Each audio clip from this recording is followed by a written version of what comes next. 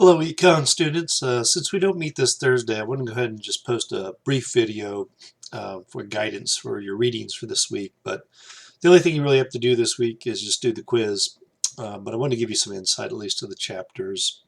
And we get to have a little bit of break here, so enjoy it. There's no forum discussion, and then we'll pick it up again next week. And we're already halfway done with the course. So good job. Just keep plugging away. Everybody's doing a great job. So first, chapter 11, what you're going to be looking at here is the concept of a production function.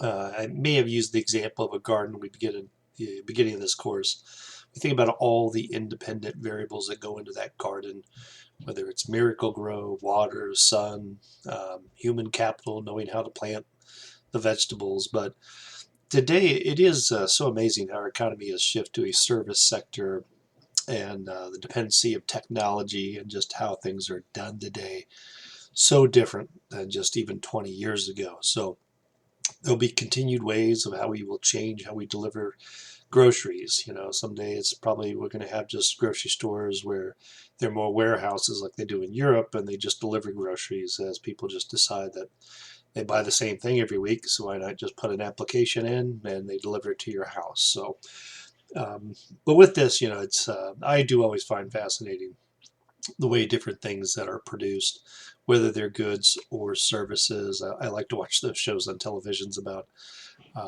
implementation of new technology and the engineers, and you think back all the way back to James Watt and Roebuck, who came up with the small steam engine, how that pushed the Industrial Revolution. But we live a much better standard of living today due to all the technology that we have. And it kind of makes you wonder at what point, is there limits to the technology, or maybe there are no limits. Maybe we'll be trying to remember that movie Wall-E. I watched my kids, but we're all kind of floating around fat, dumb, and happy. Don't do anything, but hopefully we never get to that point. But we have been able to experience such a better standard of living through the improvements of technology. So that's always a saving grace.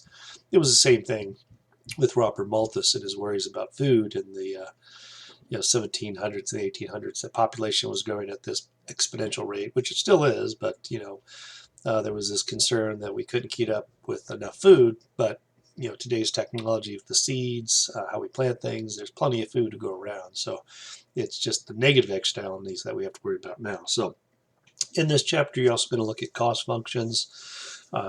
With that production function, you have a point which is called diminishing marginal returns. Then you're going to maximize your output. That's going to actually decline. And you're going to start looking at the shape of these cost curves: average total cost curve, average variable cost curve, average fixed cost curve, marginal cost, the change in total cost with the change in Q. And when we calculate average total cost, it's just total cost divided by quantity, but it's a combination of the average fixed cost plus the average variable cost. So fixed cost stay constant. That's the nice thing. You pay rent regardless. It's $1,000. As you produce more, those average fixed costs go down. We call that spreading of overhead.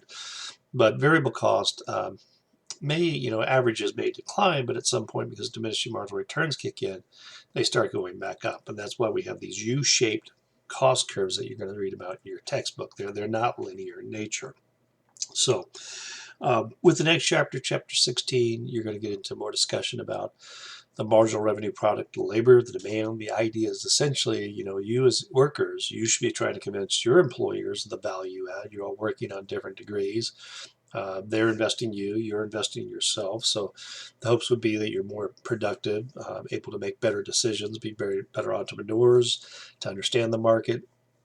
And you're investing, to try to improve the outcomes and add value to the company. So I like to use sports analogy. Today's the Chiefs. Got my Chiefs, got Casey Loud ready to go today. But in the football field, you see pretty quickly who does add value and does not add value. Now, most of us were not analyzed to work at this degree. Say, look at Joe, he's shirking again, spending all his time at the water cooler, not doing his TSP reports. But we all are monitored in different ways, and we are all asked to add value in different ways. So the idea in theory is that you're going to add additional worker as long as the additional revenue is greater than the additional cost of that worker. So going back to that sports analogy, if you pay X amount of dollars for a particular player, and that player is not producing, you're probably going to have to let that player go, as they're talking to the previous chapters, like a sunk cost, better to move on. But other players you get very cheap, and you can see a lot of value that they had, and they probably want to ask for more money in the future. So it's a balancing game, the NFL teams have to play. So, but with that, you're also going to look a lot at labor markets to understand that. There's definitely some labor supply shortages going on right now, and during the COVID time period. Um, Wages for low-income employees have gone up quite a bit. I know that minimum wage is also increasing. I think I finally got an email that I think is going up to 11.15 for my workers next month. It was much awaited. I've been waiting on this a long time to get them something better than at least close to equilibrium wage. But you're going to also understand, why different wage differentials enter markets. In economic theory, ideally, goes back to that demand versus the supply. So if you are most workers, you think about like doctors or CPAs or anybody that has to have a license, it's almost in their best interest to keep that supply smaller to keep their wages higher. But in other fields, that there can be a lot of workers, a lot of supply of those workers, and if there's not as much demand, those workers aren't going to garnish the higher wages. So variables will shift and markets will shift. But in theory, they're supposed to be efficient, and you should be paid a wage based on the value that you add. So, well, that's all that I wanted to talk about this week. But I just want to give you a little bit of insight to readings. Again, if you have any questions, do email me. Or if you need to meet via Zoom over the break, I'll probably check email like every other day now, just to get a little bit of a break. And I want you all to take a break too. But I'll look forward to seeing you the following Thursday. So do enjoy the holiday break, and we'll talk to you online. Take care.